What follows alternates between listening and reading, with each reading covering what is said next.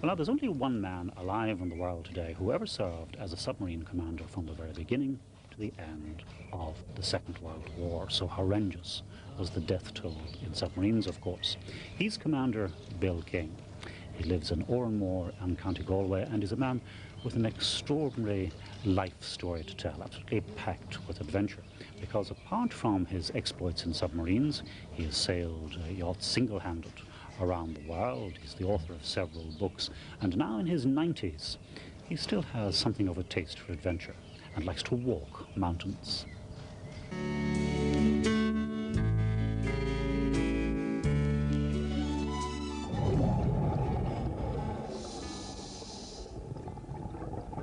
On the seabed, deep beneath the waves, lie the wrecks of submarines, home to marine life, encrusted now with growth from years beneath the waves.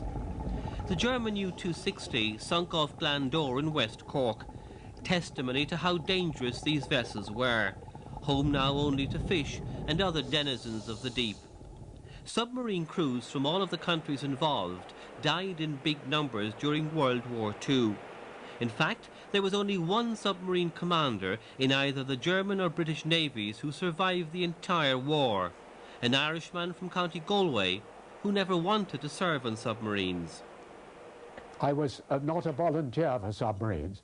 When I was a young chap, I was sent out for a short trip in a submarine, and I said to myself, I never want to go inside this disgusting environment ever again. It's smelly, unhealthy, overcrowded and dangerous. Never. As it was a volunteer service, I was confident. However, when my number came up, there were no volunteers. So it was you and you will volunteer. Right turn, quick march. Well, I was the only person, I think, that survived in command. I was in command at the very beginning of the Second World War, and when it finished, I was just finishing my last command. Down below, the smell was appalling. You had the lavatorial smells, the cooking smells, the battery gas, and so on. What happens is that if you're contained in that environment, your olfactory nerves become fatigued and you don't smell it anymore. At 92, Bill King looks back on a life of adventure. Marine awards lined the walls of his bedroom. Twice he was honoured for distinguished service in submarines. Other awards he won for sailing single-handed around the world. He's at home in the castle his late wife, the author Anita Leslie, bought for £200 when it was in decay, and which his family has been restoring. Oranmore Castle outside Galway was once besieged by Cromwell. Bill King's family had relationships and connections with President Eamon de Valera, British Prime Minister Winston Churchill and Michael Collins. Known on all sides, they were respected through all the political storms in Ireland.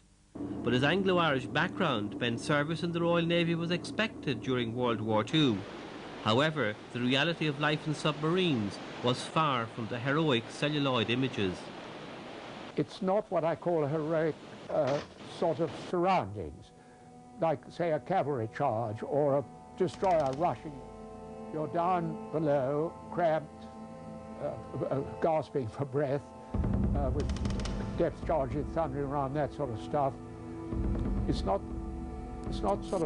like a sort of prison or something. It's not, you don't feel heroic. The captain is the only person who sees what's going on, because he has a periscope. He's the only person. So he entirely dominates the scene and controls the submarine, tells it where to go and what to do. And when it's necessary, he shouts fire. And then we sank one small German petrol tanker by gunfire on the surface at dawn.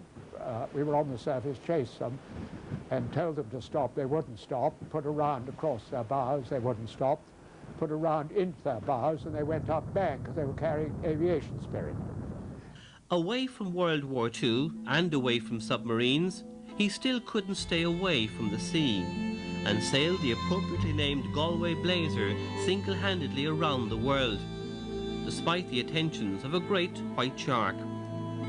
And Galway Blazer was the first yacht under 4 tons to go around the world south of the 5 capes of the inhabited world.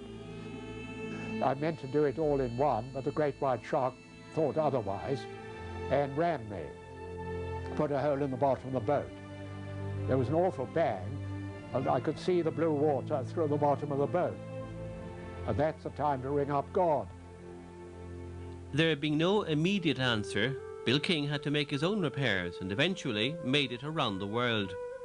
But I was determined to get round the world, and in the end I did. It's a streak of obstinacy, I expect.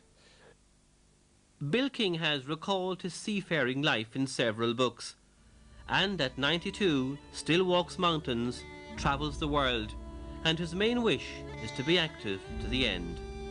All I hope to do is to continue travelling, walking up mountains and stay with my friends. And after that, what can one do? All I hope is that I go to St. Peter's Gate before my legs give out.